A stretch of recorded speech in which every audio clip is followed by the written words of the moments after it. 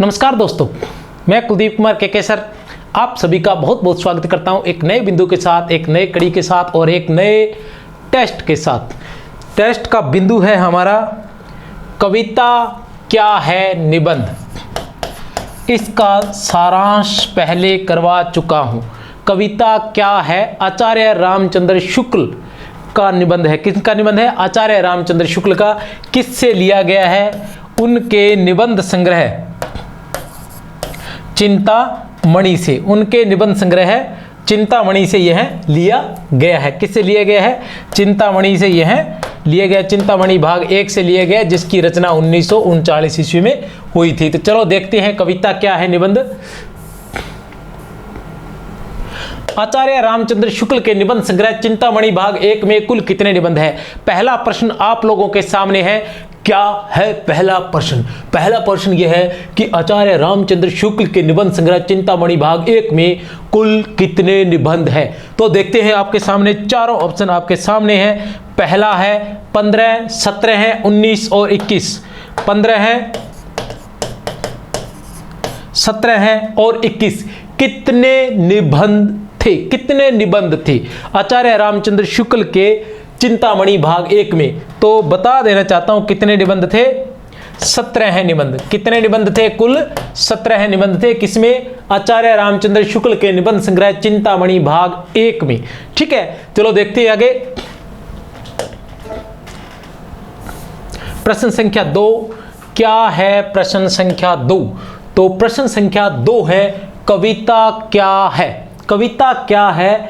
किस प्रकार का निबंध है?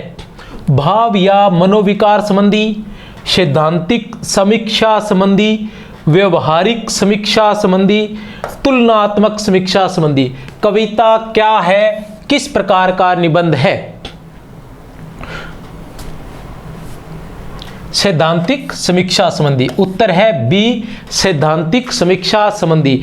जैसा कि मैं बार बार रिपीट करता रहा हूं कि आप लोग, ये लगभग 25 प्रश्न है। आप अपनी कॉपी, रफ कॉपी, जो भी पेज आपके पास है उसके अंदर 25 तक आंकड़ा लिख लीजिए और उसके बाद अपने उत्तर देते रहिए। अगर आपका कोई उत्तर गलत होता है, सही होता है, मैं ज़्यादा समय आप लोगों को नहीं दूंगा और न ही बार बार बोलने वाला हूँ। आपने एक बार मैं पढ़ दूंगा, उसके बाद आपने उत्तर लगा देना है। ठीक है, चलो आगे चलते हैं। सारांश पहले मैंने करवा दिया है। प्रश्न संख्या 3 क्या है? प्रश्न संख्या 3, प्रश्न संख्या 3 है कि कविता क्या है निबंध का प्रकाशन कब हुआ था? कविता क्या है निबंध का प्रकाशन कब हुआ था? 1904 में, 1907 में, 1909 में, 1911 में। कविता क्या है निबंध का? कविता क्या है निबंध किसका निबंध है? आचार्य रामचंद्र शुक्ल का निबंध है। किससे लिया गया है? चिंतामणि भाग 1 से। चिंतामणि भाग 1 से लिया गया है, जिसमें कुल 17 निबंध थे। उनमें से एक है कविता क्या है। कविता क्या है आचार्य शुक्ल का सर्वाधिक प्रसिद्ध निबंध है। सर्वाधिक प्रसिद्ध निबंध है आचार्य शुक्ल का कविता क्या है। तो इसका प्रकाशन कब हुआ था? 1909 ईस्वी में। उत्तर है सी, 1909 ईस्वी में इसका प्रकाशन हुआ था कविता क्या है का। तो आचार्य रामचंद्र शुक्ल के जो भी निबंध थे या आलोचनाएं थी, वो पहले किसी न किसी पत्र पत्रिकाओं में प्रकाशित हो चुके थे। उसके बाद उन्हें चिंतामणि नाम से 4 भागों में संपादित किया गया था। चिंतामणि के नाम से 4 भागों में संपादित किया गया था। उसके बारे में विस्तार से नहीं बता सकते, क्योंकि उसी से संबंधित आगे प्रश्न आने वाले हैं। ठीक है, प्रश्न संख्या 4 कविता क्या है निबंध का सर्वप्रथम 1909 ईस्वी में प्रकाशन किस पत्रिका में हुआ था? यह तो हमें पता चल गया कि कविता क्या है निबंध का प्रकाशन कब हुआ था? 1909 में हुआ था। लेकिन किस पत्रिका में हुआ था? जागरण में, सरस्वती में, मर्यादा में या हंस में? ठीक है, किस में हुआ था? कविता क्या है निबंध का प्रकाशन किस पत्रिका में हुआ था? तो उत्तर है हमारा बी, सरस्वती पत्रिका में। किस पत्रिका में हुआ था? सरस्वती पत्रिका में हुआ था। चलो आगे चलते हैं।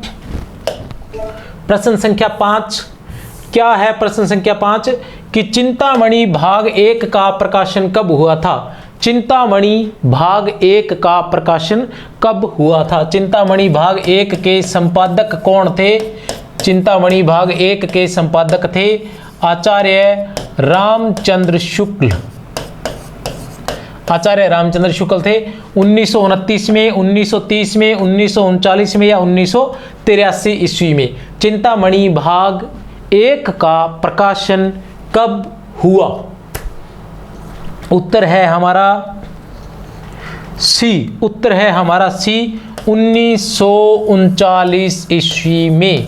चिंतामणि भाग 1 का प्रकाशन कब हुआ था? 1939 ईस्वी में। प्रश्न संख्या 6 क्या है? प्रश्न संख्या 6, प्रश्न संख्या 6 ये है कि चिंतामणि भाग 1 2 नहीं है। चिंतामणि भाग 1 का संपादन किसने किया था? चिंतामणि भाग 1 का संपादन किसने किया था? नामवर सिंह ने, रामविलास शर्मा ने, नंद दुलारे वाजपेयी ने या आचार्य रामचंद्र शुक्ल ने? तो किसने किया था? आचार्य रामचंद्र शुक्ल ने। चिंतामणि भाग 2 का संपादन किसने किया था? चिंतामणि भाग 2 का संपादन किसने किया था? चिंतामणि भाग 2 का संपादन किया था विश्वनाथ प्रसाद मिश्र ने। विश्वनाथ प्रसाद मिश्र ने चिंतामणि भाग 2 का संपादन किया था।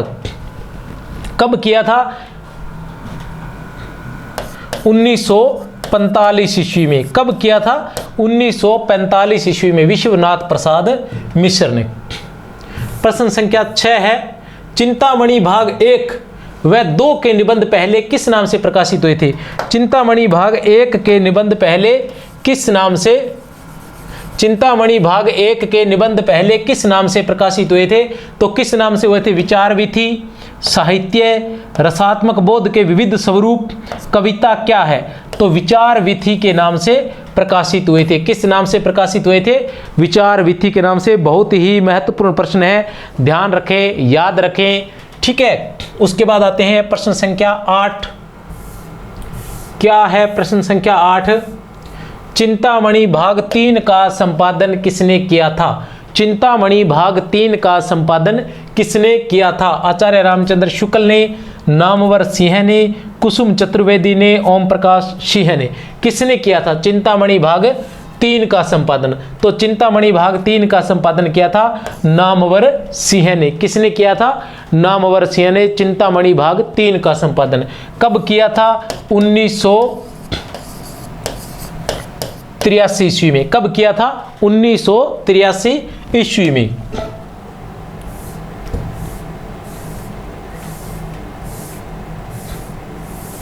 प्रश्न संख्या 9, आचार्य रामचंद्र शुक्ल ने अपनी निबंध यात्रा को कहा है, अपनी निबंध यात्रा को कहा है बुद्धि की यात्रा कल्पना के साथ, बुद्धि की यात्रा श्रद्धा के साथ, बुद्धि की यात्रा आनंद के साथ, बुद्धि की यात्रा हृदय के साथ। क्या कहा है? आचार्य रामचंद्र शुक्ल ने अपनी निबंध यात्रा को क्या कहा है? बुद्धि की यात्रा हृदय के साथ। बुद्धि की यात्रा किसके साथ? हृदय के साथ।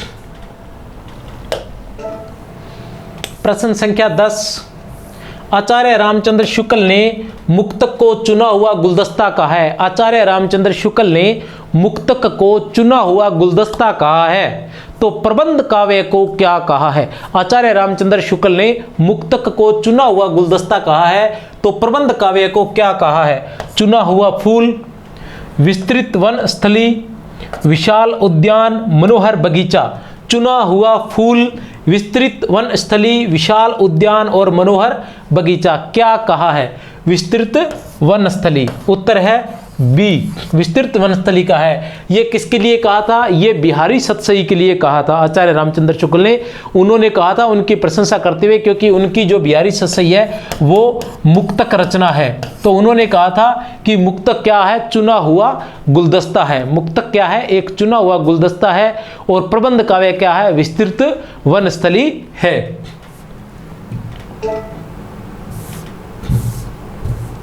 आचार्य रामचंद्र शुक्ल के अनुसार आत्मा की मुक्तावस्था क्या कहलाती है? किसकी?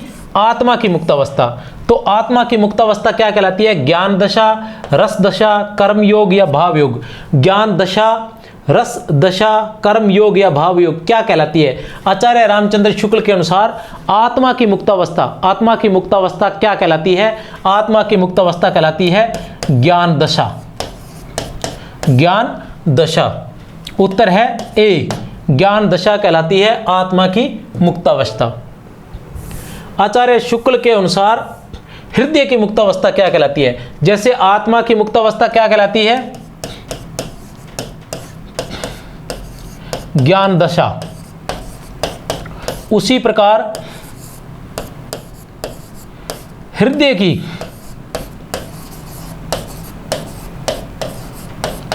मुक्तावस्था क्या कहलाती है? हृदय की मुक्तावस्था क्या कहलाती है? ज्ञान दशा, कर्म योग, रस दशा या भाव योग क्या कहलाती है? हृदय की मुक्तावस्था क्या कहलाती है? हृदय की मुक्तावस्था कहलाती है रस दशा। और इसी हृदय की मुक्ति की साधना के लिए मनुष्य की वाणी जो शब्द विधान करती है उसे क्या कहते हैं? कविता कहते हैं। प्रश्न संख्या 13, हृदय की मुक्ति की साधना के लिए मनुष्य की वाणी जो शब्द विधान करती आई है वह क्या कहलाती है? हृदय की मुक्ति की साधना के लिए, हृदय की मुक्ति की साधना के लिए मनुष्य की वाणी जो शब्द विधान करती आई है उसे क्या कहते हैं? जगत कहते हैं, कविता कहते हैं, अरूप राग कहते हैं या कीर्ति कहते हैं? जगत कहते हैं, कविता, अरूप राग या कविता कीर्ति। तो क्या कहते हैं? उसे कविता कहते हैं, उसे कविता कहते हैं। उत्तर है बी।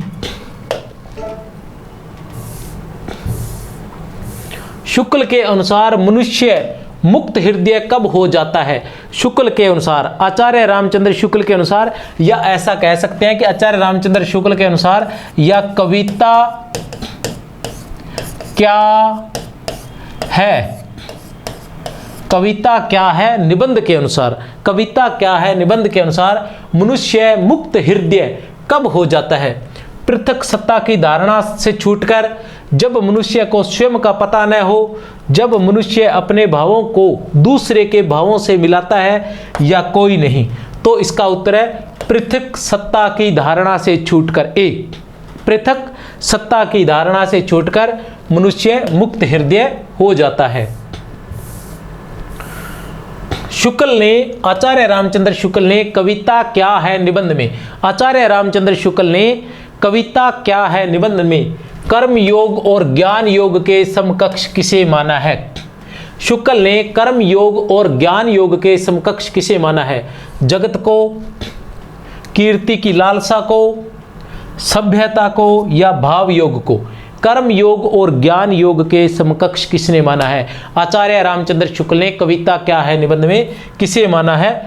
भाव योग को, भाव योग को। ज्यों ज्यों हमारी वृत्तियों पर सभ्यता के नए नए आवरण चढ़ते जाएंगे त्यों त्यों क्या होगा? ज्यों ज्यों हमारी वृत्तियों पर सभ्यता के नए नए आवरण चढ़ते जाएंगे। इसमें एक बिंदु है ना, कविता क्या है में, सभ्यता के आवरण और कविता, सभ्यता के आवरण और कविता, ऐसा एक बिंदु है। तो उसी से ये प्रश्न लिया गया है कि ज्यों ज्यों हमारी वृत्तियों पर सभ्यता के नए नए आवरण चढ़ते जाएंगे त्यों त्यों क्या होगा? कविता की आवश्यकता बढ़ती जाएगी, कवि कर्म कठिन होता जाएगा, दोनों ए व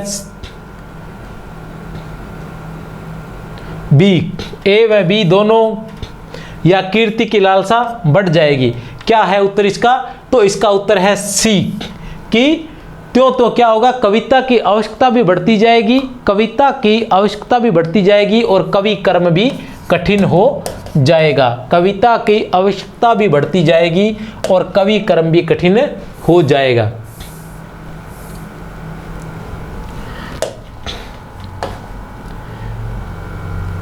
बीच में आपको बता देना चाहता हूं कि जो आचार्य रामचंद्र शुक्ल के निबंध है, जो निबंध संग्रह, उनको 4 भागों में, चिंतामणि के नाम से 4 भागों में संपादित किया है। 1 नंबर पर है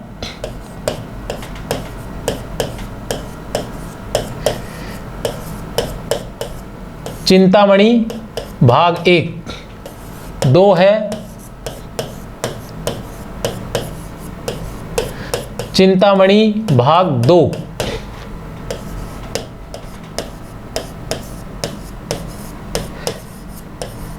चिंतामणि भाग 3,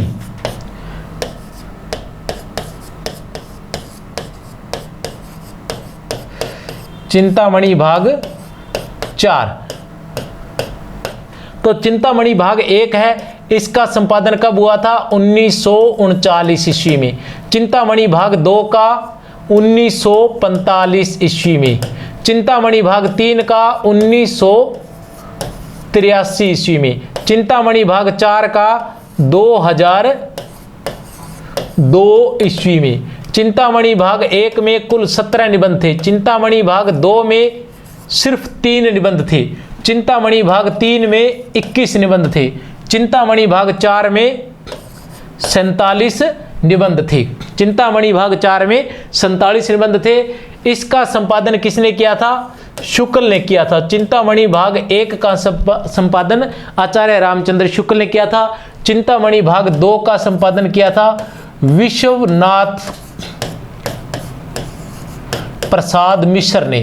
किसने किया था? विश्वनाथ प्रसाद मिश्र ने। सॉरी, चिंतामणि भाग 2 का संपादन किया था विश्वनाथ प्रसिद्ध मिश्र ने, ठीक है। और चिंतामणि भाग 3 का संपादन किया था नामवर सिंह ने।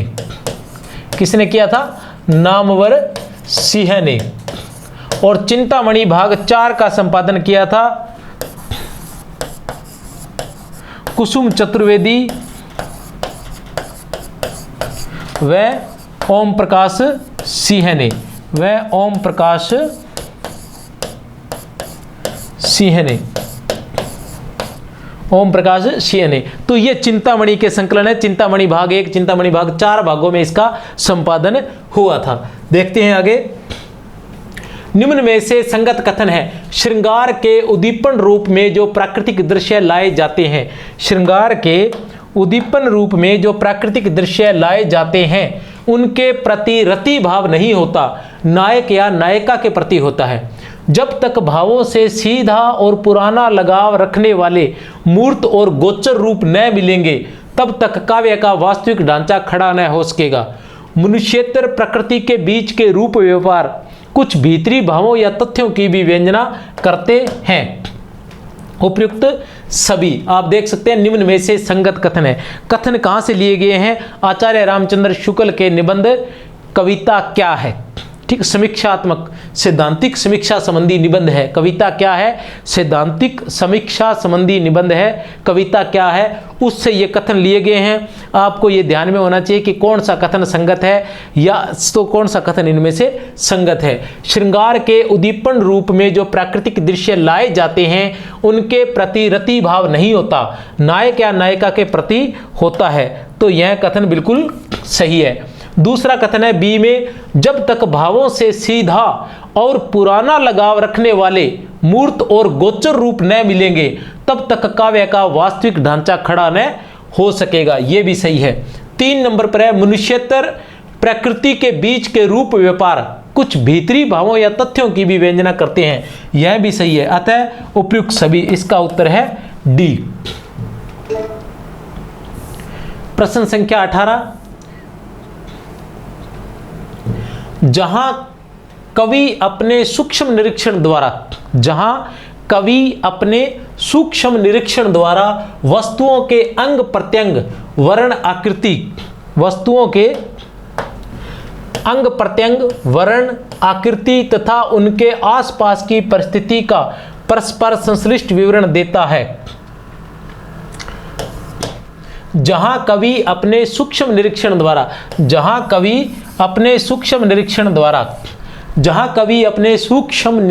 द्वारा वस्तुओं के अंग प्रत्यंग वर्ण आकृति तथा उनके आसपास की परिस्थिति का परस्पर संश्लिष्ट विवरण देता है, उसे कहते हैं अर्थ ग्रहण, बिंब ग्रहण, कार्य ग्रहण या उपयुक्त सभी। अर्थ ग्रहण, कार्य ग्रहण, बिंब ग्रहण या उपयुक्त सभी, तो उसे कहते हैं, उत्तर है सी, बिंब ग्रहण। उसे क्या कहते हैं? बिंब ग्रहण कहते हैं। उसे बिंब ग्रहण पर कहते हैं। ठीक है। इसके बाद आता है प्रश्न संख्या 19।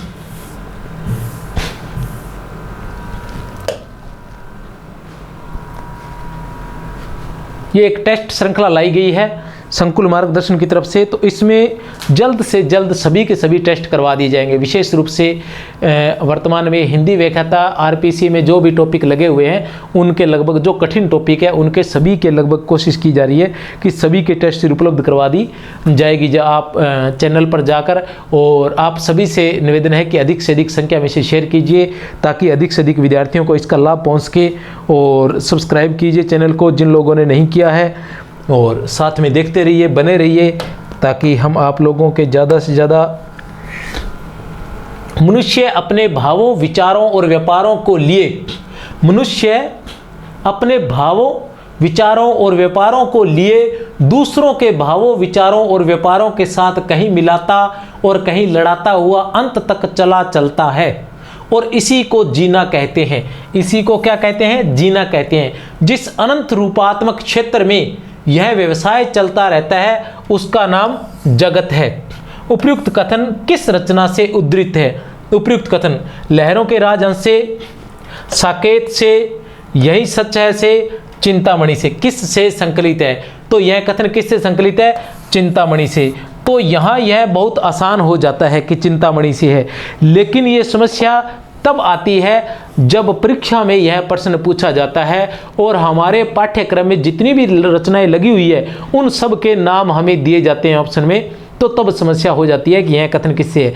इसलिए यह कथन जो है, पूरा का पूरा कथन जो है हमें याद करना है। इससे कई प्रश्न बनते हैं कि जीना किसे कहते हैं और जगत किसे कहते हैं, ठीक है ना।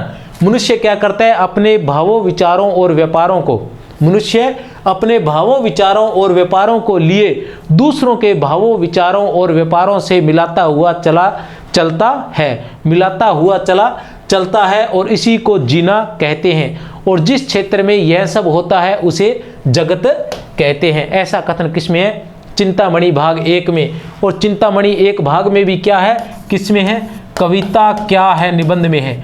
कविता क्या है निबंध में है। यहां भी एक बात याद रखनी है, कविता क्या है निबंध कब प्रकाशित हुआ था? 1909 ईस्वी में। सर्वप्रथम कब प्रकाशित हुआ था? 1909 ईस्वी में। किस में प्रकाशित हुआ था? सरस्वती में प्रकाशित हुआ था। किस में हुआ था? सरस्वती में। और चिंतामणि का संपादन कब किया गया था? भाग 1 का 1939 ईस्वी में। कब किया गया था? 1939 ईस्वी में। तो ये सारी बातें याद रखनी है। ऐसा ना हो कि आपको पूछा जाए कि कविता क्या है निबंध का प्रकाशन कब हुआ था, तो आप सोचे कि चिंतामणि का प्रकाशन 1939 में हुआ था, तो कहीं 1939 भरकर बैठ जाए। ऐसा नहीं है। कविता क्या है निबंध का सर्वप्रथम प्रकाशन 1909 ईस्वी में हुआ था, सरस्वती पत्रिका में हुआ था। उसके बाद इसको किस में संकलित किया गया था? चिंतामणि में। और चिंतामणि का प्रकाशन कब हुआ था? 1939 ईस्वी में। और चिंतामणि भाग 1 के संपादक कौन थे? आचार्य रामचंद्र शुक्ल। संसार में अधिकतर कविता किस क्षेत्र के भीतर हुई है? संसार में कविता अधिकतर किस क्षेत्र के भीतर हुई है? जो कविता हुई है वो 3 क्षेत्रों के भीतर हुई है। भी कविता, संसार की जो कविता है वो अधिकतर 3 क्षेत्रों के भीतर हुई है। कौन कौन से क्षेत्र है? पहला क्षेत्र है नर क्षेत्र, दूसरा क्षेत्र है मनुष्यतर, बाहरी सृष्टि में समस्त चराचर। मतलब पहला क्षेत्र है मनुष्यतर, पहला क्षेत्र है नर क्षेत्र, दूसरा मनुष्यतर और तीसरा समस्त चराचर। तो जो संसार में कविता हुई है वो अधिकतर किस क्षेत्र में हुई है? तो वो हुई है अधिकतर नर क्षेत्र में, अधिकतर नर क्षेत्र में ही हुई है। अर्थात मनुष्य या कवियों ने, साहित्यकारों ने जो भी कविता लिखी है उसका अधिकतर जो क्षेत्र रहा है वो नर क्षेत्र रहा। अर्थात मनुष्य से संबंधित ही उन्होंने रचनाएं की है। मनुष्य से बाहर की रचनाएं उन्होंने बहुत कम किया, जैसे अलौकिक जो होती है वो बहुत कम की है। ऐसी रचनाएं भी बहुत कम की है जिसमें जीव, सजीव और निर्जीव दोनों आ जाए, ऐसी रचनाएं भी बहुत कम की है। उन्होंने अधिकतर जो रचनाएं लिखी गई है वो सजीव अर्थात नर क्षेत्र, मनुष्य से संबंधित ही अधिक रचनाओं की रचना हुई है। यह सब किसके अनुसार है? कविता क्या है निबंध के अनुसार है, आचार्य रामचंद्र शुक्ल के। सूर्य अंधकार का नाश करता बढ़ा आ रहा है। सूर्य क्या है? अंधकार का नाश करता बढ़ा आ रहा है, कहीं धोखे में हमारा भी नाश न कर दे। यह सोचकर कौन चिल्लाने लगते हैं? बुरी आत्माएं, कौवे, पशु पक्षी या उपयुक्त सभी? यह देखकर सोचकर कौन चिल्लाने लगते हैं? तो उत्तर है कौवे। यह देखकर कौन चिल्लाने लगते हैं? कौवे, किसको? सूर्य को देखकर, कि सूर्य जो है वो अंधकार का नाश करता हुआ बढ़ा चला आ रहा है, तो कहीं ये हमारा भी नाश न कर दे। ऐसा देखकर कौन घबरा रहे हैं? कौवे जो है वो ऐसा सोचकर घबरा रहे हैं।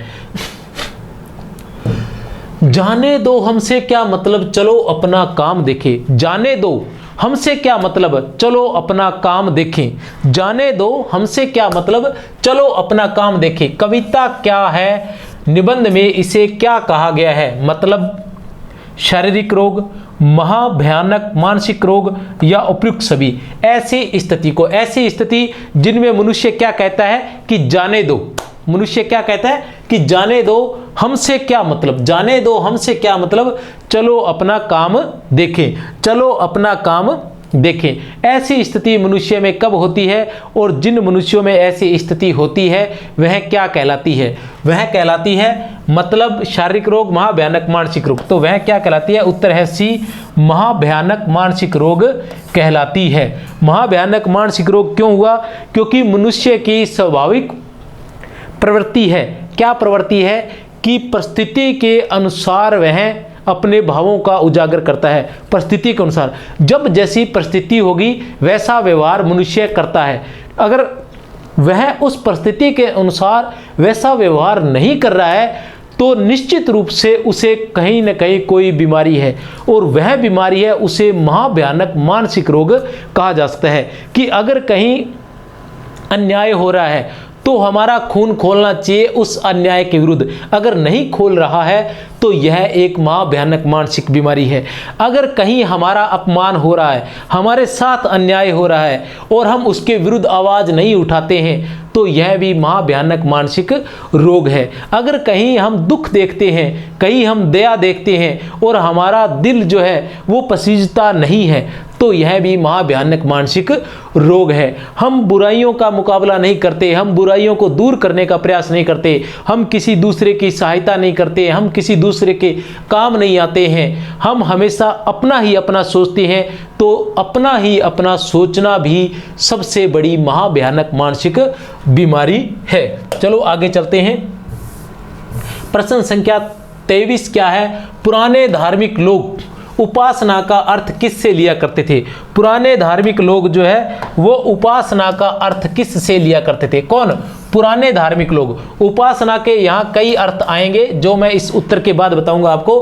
कल्पना से, भावना से, ध्यान से या उपयुक्त सभी से। पुराने धार्मिक लोग थे वो उपासना का अर्थ किससे लिया करते थे? तो उत्तर है ध्यान से। पुराने जो लोग थे, पुराने धार्मिक लोग थे, वो उपासना का अर्थ किससे लिया करते थे? किससे लिया करते थे? ध्यान से। उपासना से तात्पर्य है कि ऐसी वस्तु जो मेरे करीब नहीं है, जो अमूर्त है, ठीक है ना, उसको अपने करीब समझने की कल्पना करना या अपने पास समझना या उसकी मूर्ति को अपने हृदय में स्थापित कर लेना ही क्या है? उपासना है। तो इसे क्या है कि उपासना कहा गया, लेकिन पुराने लोग इसे ध्यान कहते थे। और कवि इसे क्या कहता है? कवि इसे कहता है भावना। कवि इसे भावना कहते हैं और आजकल के लोग इसे क्या कहते हैं? कल्पना कहते हैं। तो ये उपासना जो है, ये पुराने लोग जो थे वो उसे ध्यान कहते थे। उसके बाद इसे उपासना के अलग अलग लोग नाम है कि उपासना जो है उसको पुराने लोग तो ध्यान कहते थे और जो कवि है वो उसको भावना कहते हैं, और जो आजकल के लोग हैं वो उसको कल्पना कहते हैं। तो ये है उपासना के 3 अर्थ अलग अलग लोगों के अनुसार। प्रश्न संख्या 24 क्या है? कविता क्या है? निबंध में कल्पना कितने प्रकार की मानी गई है? कविता क्या है? निबंध में कल्पना जो है वो कितने प्रकार की मानी गई है? 2 प्रकार की, 3 प्रकार की, 4 प्रकार की या 5 प्रकार की? कविता क्या है? निबंध में कल्पना कितने प्रकार की मानी गई है? बहुत ही आसान प्रश्न है, बड़ी ही आसानी से उत्तर दिया जा सकता है। और कविता क्या है निबंध से लिया गया है। कविता क्या है निबंध के अनुसार कितनी मानी जाती है? उत्तर है 2। कल्पना जो है, कविता क्या है निबंध के अनुसार कल्पना जो है वो 2 प्रकार की मानी जा सकती है। कौन कौन सी? 1 नंबर पर है ग्राहक और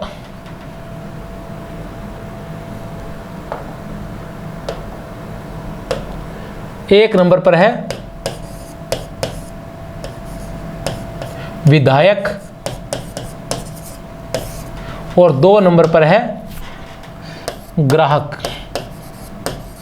जो विधायक है वो कवि या रचनाकार से संबंधित है और जो ग्राहक है वो पाठक या दर्शक से संबंधित है, पाठक या दर्शक से संबंधित है। विधायक जो कल्पना है वो कवि या रचनाकार से संबंधित है और जो ग्राहक कल्पना है वो पाठक या दर्शक से संबंधित है। तो कल्पना कितने प्रकार की मानी गई है? कल्पना 2 प्रकार की मानी गई है। उसके बाद प्रश्न संख्या 25 क्या है? प्रश्न संख्या 25, कविता क्या है निबंध के अनुसार यूरोपीय समीक्षकों ने काव्य का परम लक्ष्य माना है? यूरोपीय समीक्षकों ने काव्य का परम लक्ष्य क्या माना है? यश प्राप्ति, अर्थ प्राप्ति, मोक्ष प्राप्ति या आनंद प्राप्ति? काव्य के जो लक्ष्य है या काव्य के जो प्रयोजन है,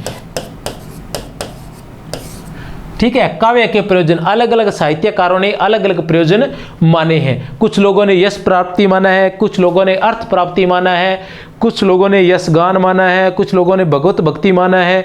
तो अलग अलग साहित्यकारों ने, अलग अलग भक्तों ने, अलग अलग रचनाकारों ने अलग अलग माना है।